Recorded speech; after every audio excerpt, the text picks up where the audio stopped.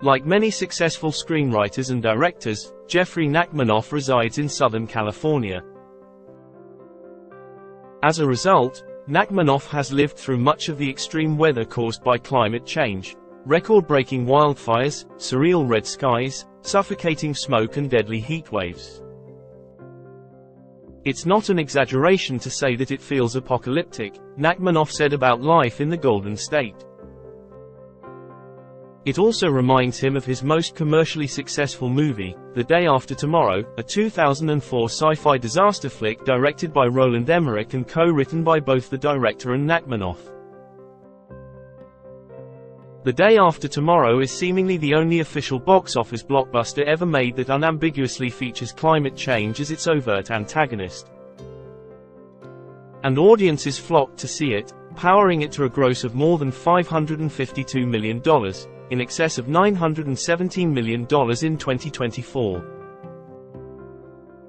But while Emmerich's brand is indelibly associated with disaster flicks in which the world is all but demolished, think Independence Day or 2012, The Day After Tomorrow is unique for making climate change the central focus of its plot. Most often, when climate change appears in major motion pictures, it is as either mere background noise and set dressing or through elaborate metaphor, with Waterworld, 1995, and Don't Look Up, 2021, being prominent examples of the former and latter. Even though a climate-oriented version of the Bechdel test was recently created to rank films on their eco-awareness, it too does not focus on having movies use climate change as their explicit villain. Given the existential risks of global heating, one might think a rare film depicting this crisis directly would be widely beloved by scientists, who could uphold it as a cultural touchstone that illustrates how chaotic and dangerous our planet is becoming. Indeed, because it turned a large profit, these same people can use sound financial arguments when clamoring for more movies to be made that follow in the example of The Day After Tomorrow. Instead, as Salon learned when speaking to experts, the opposite is true. The Day After Tomorrow is viewed by many scientists not as a triumph, but as a failure that perpetuates misinformation. The problem isn't with the plot. The Day After Tomorrow raises awareness about the scientifically verified problem of climate change and correctly establishes that it threatens the future of our planet. Even better, its heroes, Dennis Quaid, J.O. Sanders, Dash Mahok and Tamlin Tomita, are all unapologetically nerdy scientists whose plight is to convince America's climate change denier Vice President, Kenneth Welsh, an obvious nod to real-life Vice President Dick Cheney, that global collapse is coming. Specifically, an Atlantic Ocean current system known as AMOC, the Atlantic Meridional Overturning Circulation, is going to fall apart, triggering a new ice age. As the planet in our world continues to break temperature records for heat, the movie's focus on extreme cold stands out as a fittingly ironic juxtaposition with the reality of humanity's global heating-linked tribulations.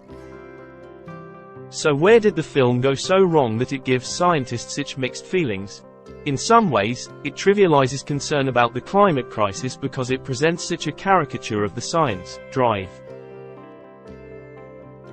Michael E. Mann, a climatologist at the University of Pennsylvania, told Salon last year.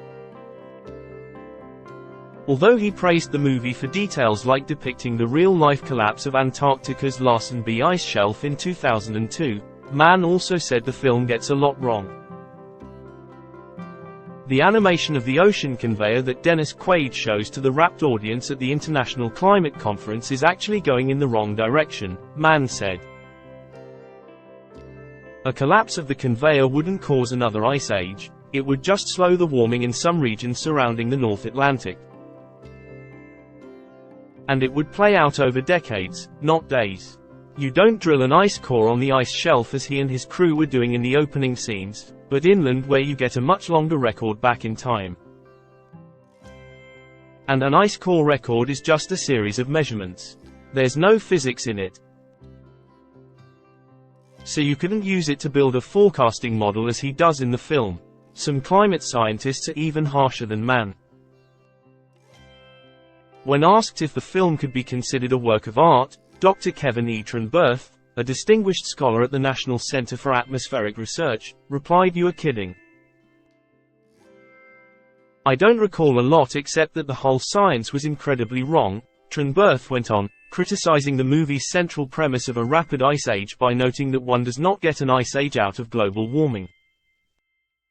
Scientists in 2004 had similar criticisms of the movie. Climatologist Patrick Michaels told NBC News at the time that, "This movie exaggerates the basic scenario," and argued, "While I love the special effects of the movie, it does a disservice to public policy, like Jane Fonda did in The China Syndrome. We have never made another nuclear power plant due to that movie."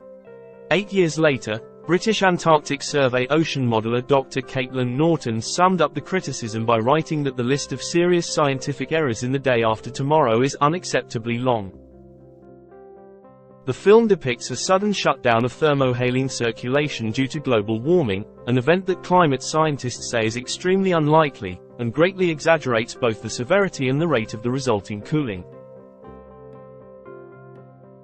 When it comes to the scientific inaccuracies, both screenwriters Emmerich and Nachmanoff told Salon that The Day After Tomorrow's primary goal is to entertain audiences. This means that, when they decided how to represent extreme weather in their plot, their priority was doing so within the structure of a compelling and engaging three-act story. One cannot easily do this while strictly adhering to the facts, and as such Nachmanoff did not dispute the inaccuracies noted by scientists like Mann and Trunberth. "Those are all correct, and I'm well aware of all of them," Nachmanoff said with a laugh. He added that the only inaccuracy he was not aware of prior to turning in the screenplay was that the animators had reversed the arrows of the thermohaline circulation. "It is a great little Easter egg, by the way, for climate nerds to see that in the movie," he said. "I love that it's reversed. Sometimes when Ildra talk about the movie, I'll point it out and ask to see if any of my sharp students can identify what is wrong with this picture." The other inaccuracies exist out of dramatic necessity. "We were well aware that a movie that took place over 5 decades to show a climate shift over that time frame would not really work," Nachmanoff said. "We absolutely knew we were taking certain liberties with the science, but it was all in the service of kind of showing the overall point, which is that the climate is fragile, that anthropogenic forces can disrupt it." Emmerich confirmed Nachmanoff's recollection. "Climate change is a relatively slow-moving process, so in order to move the plot forward, certain things were expedited to tell the story and amplify the threat," Emmerich said. "The message of the film is important here, and I wanted to reach as wide an audience as possible to have an impact, and the blockbuster achieves that." From Emmerich's perspective, to succeed the movie needed to both engage audiences and prompt them to think more critically about environmental issues. The intention behind The Day After Tomorrow was to spark a discussion on environmental issues and climate change, so that audiences would reflect and take action, Emmerich said. Big blockbusters reach a lot of people, making pop culture a powerful tool in shaping and influencing public opinion in an effort to provoke a reaction on pressing global matters. In fact, one could argue that the sheer potency of cinema as a medium of persuasion makes producers gun-shy about making blatantly pro-climate activist motion pictures, perhaps explaining the dearth of subsequent movies as boldly plotted as The Day After Tomorrow. Emmerich himself alluded to this possibility. Interestingly, a movie like The Day After Tomorrow would probably not be greenlit today, he said. As far as the film's legacy is concerned, it was ahead of its time and now is perceived as prophetic.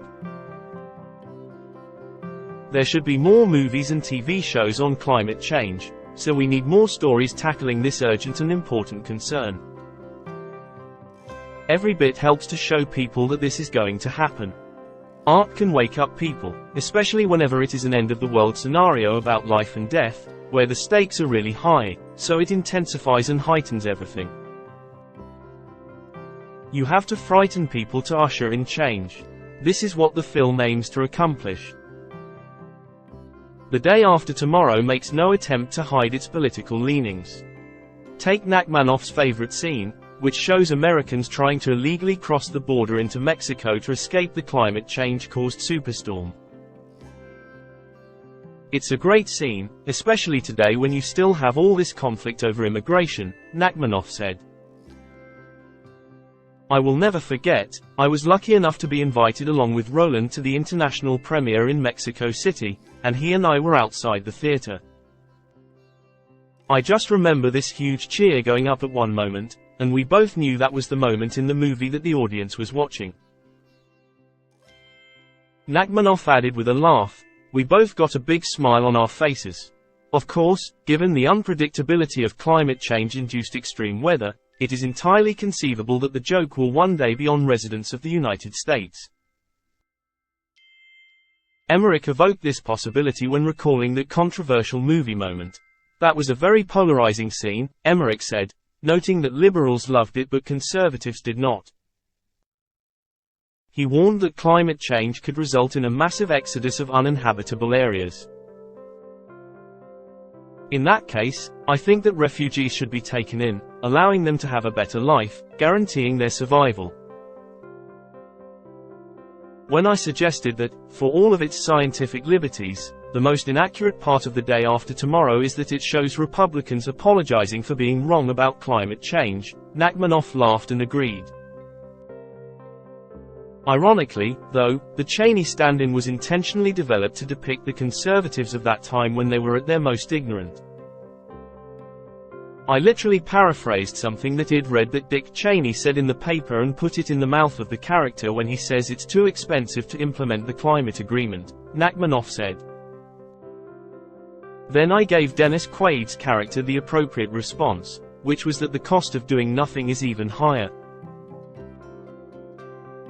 According to Emmerich, the reactionary attitudes of Republicans like Cheney impedes humanity's ability to protect itself through the drastic measures necessary. Many are still in denial about climate change, which is a problem, Emmerich said. Nobody is really doing anything radical because nobody can do anything radical. This shows you how the whole of politics is basically in the hands of and controlled by oil companies and coal lobbyists. Also, business is a determining factor in a for-profit driven economy, where fiscal results currently outweigh the need for actions. The director, who is currently in post-production on Those About to Die, his Ancient Rome miniseries, also said that Hollywood productions like those he helms must practice what they preach in terms of environmental sustainability. There are already initiatives in place for sustainable productions and reducing carbon emissions, Emmerich said. Raising awareness is key and every effort helps, such as saving on paper, meaning not printing the script, but having it digitally available as opposed to physically. Making Hollywood more sustainable is one thing, but empowering producers to create a movie that directly confronts climate change is quite another.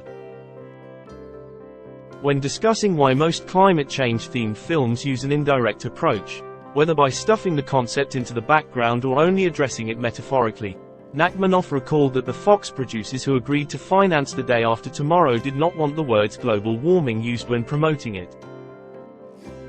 We went in for the very first marketing meeting after we had sold the script, Nachmanoff said. And the producer, Mark Gordon, director Emmerich and I were at a big table, and we met with the entire Fox marketing team, which felt like it was 100 people at a big long table. And one of the people at the table, I can't remember which one was in charge of marketing, said, just to be clear, as per Fox's policy, we will not be using the words global warming when we market this film. I almost spit my water out. While Fox's decision was likely motivated by a combination of kowtowing to conservative Fox CEO Rupert Murdoch and a desire to avoid turning off audiences with a boring science-heavy message, Nachmanoff speculates that the cautious strategy may have ultimately worked out for the best, at least in terms of the movie's ability to reach a large audience. I would say we were lucky, because the movie was not marketed as an issue movie or a political movie in any way, Nachmanoff said. It was marketed as a fun action movie, just a big, dumb spectacle adventure. As a result, it was seen by people of all political stripes and could more effectively spread awareness. The evidence suggests it worked. Because The Day After Tomorrow was a box office hit, it had a quantifiable and provable influence on public opinions. In his 2007 book Hollywood Science, Emory University physics professor Sidney Perkowitz pointed out that a survey by environmental science and policy expert Anthony Lazarowitz found the movie had a significant impact on climate change risk perceptions, conceptual models, behavioral intentions, policy priorities. Seen by roughly 21 million Americans in theaters, the film led moviegoers to have higher levels of concern and worry about global warming, and encouraged watchers to engage in personal, political, and social action to address climate change and to elevate global warming as a national priority. The movie even appears to have influenced voter preferences. While it may seem absurd to claim that a movie can strike such a deep chord with people, there are many films which have moved viewers so deeply that their lives were forever changed. Top Gun, 1986, is linked to a boost in military recruiting. Wall Street, 1987, seemingly inspired a generation of stockbrokers. Jurassic Park, 1993, motivated many fans to pursue careers in paleontology, and Legally Blonde, 2001, influenced countless women to become lawyers. In my case, The Day After Tomorrow is the movie that changed my life. I am living proof of the truth behind Lazarowitz research. I still remember walking out of my Pennsylvania suburban theater in May 2004 and telling my dad that I needed to learn about climate change, and fast. I took it as a given that if I ever fulfilled my dream of being a professional writer, I would use my career to raise awareness about the planetary crisis. Like a stockbroker who quotes Gordon Gekko or a lawyer that tries to live up to the ideals of Elle Woods, I am a climate change journalist today because of The Day After Tomorrow. This calls to mind my own favorite moment from The Day After Tomorrow. It's actually a pair of scenes, both centering on actors Tom Noonan and Amy Sloan as patrons at the New York Public Library. With books being burned so people can stay warm and the prospect of civilization's extinction right around the corner, the two nerds quibble about whether to preserve important works like the oeuvre of philosopher Friedrich Nietzsche and the first book ever printed in the West, the Gutenberg Bible. Emmerich has addressed questions of artistic immortality in other films, including 2012 and Anonymous, which questions William Shakespeare's authorship, so it was familiar territory to him. It came out of a brainstorming session, Nachmanoff said. We said, we're in the library. What do you burn? It's a great sort of little metaphor. Like any artist or filmmaker or musician, you naturally gravitate towards the things that influenced you. I can't speak for Roland, but H is a very, very well-read European-raised filmmaker who probably has an affinity for German literature and language. I grew up actually, believe it or not, in England, and I have a strong affinity for the words of Shakespeare. So the idea of preserving Shakespeare would certainly be high on my list.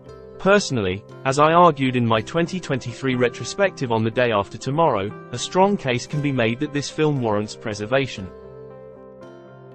Not only has it inspired people like me in their careers, but it stands in remarkable solitude as the sole evidence of a supposedly liberal industry actually taking a boldly liberal stand on the single greatest existential crisis of the 21st century. Certainly it calls to mind Emmerich's answer to Salon's question about what works ought to be preserved in the event that humanity cannot control its excesses and ultimately is set back millennia by climate change. Any work that is meaningful, as it is part of our history and cultural heritage as a species, Emmerich said.